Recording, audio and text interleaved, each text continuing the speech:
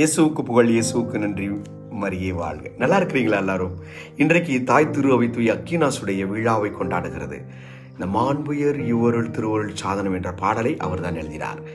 ஆண்டவருடைய ஊழியர்களாக வருகின்ற குருக்கள் படிக்கக்கூடிய இறையியல், தத்துவியல் சம்பந்தப்பட்ட அத்துணை நிறைய புத்தகங்களை எழுதி பேறு பெற்றவர்.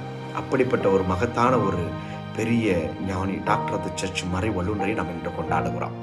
பிரியமானவர்களே, இன்றைய நற்செய்தி ஆண்டவருடைய வார்த்தையை குறிக்கிறது.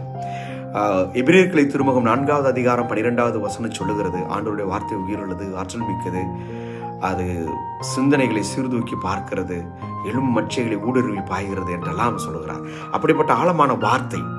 அடுத்து யாக்கோபு தனது 1வது அதிகாரத்தில் 22வது வசனத்தில் சொல்றார், ஆண்டவருடைய வார்த்தையை கேட்பதோடு மட்டுமல்ல அதன்படி நடக்கின்றவர்களாக இருக்கின்றனர், கேட்பதோடு உங்களை ஏமாற்றி கொள்ளக்கூடாதுன்னு சொல்றாரு. இன்றைக்கு பாருங்க, 6 வகையான நிலங்களை பற்றி நம்ம ஆண்டவர் இயேசு சொல்லுகிறார். முதல் நிலம் வழியோரமாக விதைக்கப்படுகின்ற நிலம், 2வது நிலம் பாறையின் மீது விதைக்கப்படுகின்ற நிலம், 3வது நிலம் முச்செடிகள் மத்தியில் விதைக்கப்படுகின்ற நிலம். இந்த 3மே எதிர்மறையான எண்ணங்களை கொண்டு இந்த உலகத்தில் வாழுகின்ற சில மனிதர்களை குறிக்கிறது. நாம எந்த வகையில் இருக்கிறோம்? அடுத்து நல்ல நிலமாக 3 வகையாக பிரிக்கிறார். ஒன்று 30%, ஒன்று 60% மற்றும் 100%.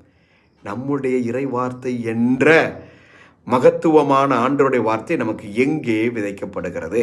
விதைக்கப்படுகின்ற விதையின் வார்த்தை நான் எத்தனை சதவீதம் பலன் கொடுக்கிறேன்?